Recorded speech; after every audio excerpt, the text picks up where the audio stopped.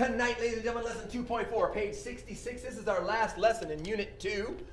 And we are going to continue with rational numbers. And tonight we're going to do two things. Yes, we are going to do two things, and that is multiply and divide. We're going to put them together. I'll tell you why later. We're going to multiply and divide those rational numbers. And of course, as always, we're following those integer rules. They are so dang darn important. Our essential question, how is division of rational numbers as fractions related to multiplication of rational numbers as fractions? So we get that down to it. You read those pages. You probably took down a few notes. You probably wrote some things down that weren't in the book because you remembered stuff from elementary.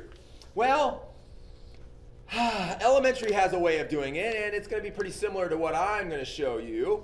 Although I'm hoping that in the steps that I'm going to give you here to write down, that you will find that it's pretty similar to what we're doing when we're adding and subtracting, with just a few slight changes. Because the more we can be similar, the more routine we can set in when we're looking at these and how do we do it. And instead of trying to figure out 4 different ways to add, subtract, multiply, and divide, there's only a few slight differences when we're doing it. So we're recognizing how all these numbers start to go together in different ways that make math very simple.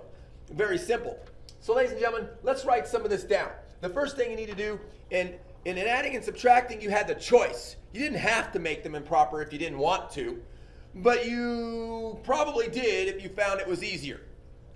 In multiplying and dividing, you have to. You have to make any mixed or whole numbers improper.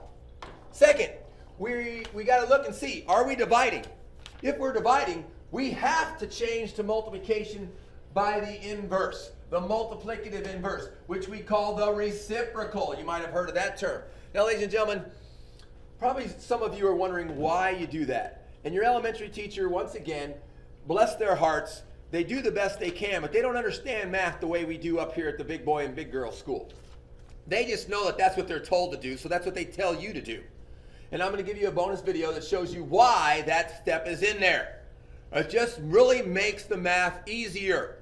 Can it be done without that? It can, but it's very complicated. So we make things easy. I'm going to give you a bonus video, and there might be some extra credit attached to it. And then, ladies and gentlemen, we're going to do two things. We're going to either multiply and then simplify, or we're going to simplify and then multiply. Just know that a lot of times it's easier to simplify first and then multiply, but we recognize the fact that with fractions, you always have to finish by simplifying.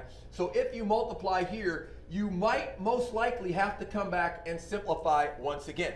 Now let's talk about that multiplication. When you have a fraction and you multiply numerator times numerator and denominator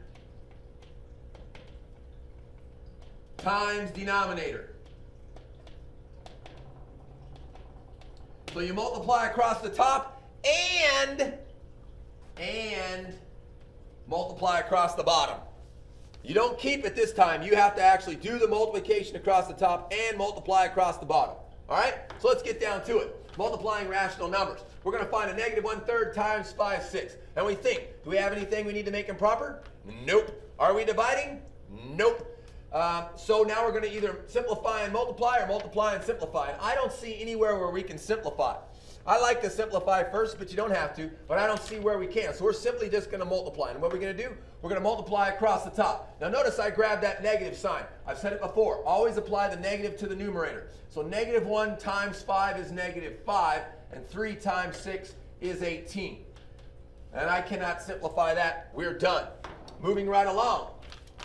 Remember, if I'm going too fast, listen and watch, then pause the video and write. Got it?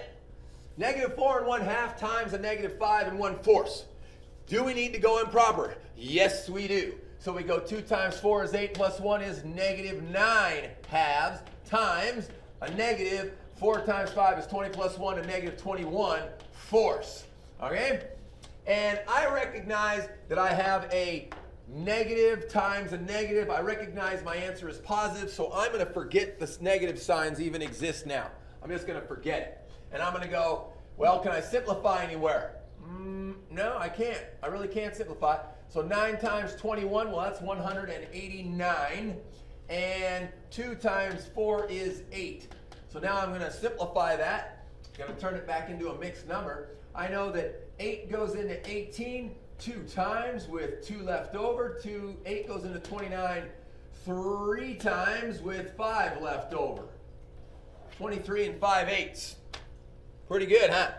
Pretty simple, straightforward. If you haven't recognized the way I just divided there, you might want to ask me to show you, because it does make your division easier and you don't have to sit there with that long algorithm stuff. Moving right along, our next example, our next example is -3 2/3 times a -6.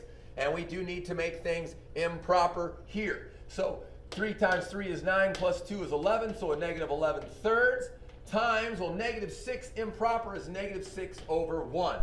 Can we simplify anywhere? We certainly can. 3 goes into 3 once, 3 goes into 6 twice, and so now we have a negative times a negative is positive, so 11 times 2 is 22, and 1 times 1 is 1, so my answer is 22. Those are pretty simple examples, but hey, it is what it is. I can certainly do some more complicated ones if you ask in class. But the process is always going to be the same. Now we have to multiply some rational numbers as decimals. First thing you need to do is multiply the numbers. Forget the decimals, just multiply the numbers. Then you count the number, because the answer has the number of decimal place values that's equal to the total sum of the place values in both factors. Remember, operations with decimals always follow integer rules. So now this part right here might sound a little confusing, but I'll show it to you when I do our one example. And that is a -3.8 times 5.21. So again, I'm just going to multiply the numbers. 521 and 38, and that's 8, and that's 16, and that's 41. And then we have 3, we have 6, and we have 15. Add them up. 8, 6 and 3 is 9, 1 and 6 is 7, 9, 1. So I now have to count up the decimal places in my factors. I have 1 here in 3.8, and I have 2 here for a total of 3. And so now I need to come down here, and I count back 1, 2, 3, and I put the decimal right there, and I get my final answer as negative 19.798, or negative 19 and 798 thousandths. Don't forget, there is a negative here, and you've got to always apply it. Okay? So that's what I do. I know that I had a couple kids who would count the number of decimal places before they multiplied, so they would write this problem. They would write 521 times 38, and then they would count the decimal places, and they'd go like this, and put a 3 right there and circle it and say, my answer has 3 decimals, and it was really whatever works for you. So ladies and gentlemen, we're done with this first video. Our quick right says, find -8 2/3 times 6 1/6, and -3 75 hundredths times a -96 hundredths. Do that math, take a break, get a snack, talk to mama, come back and see me for video.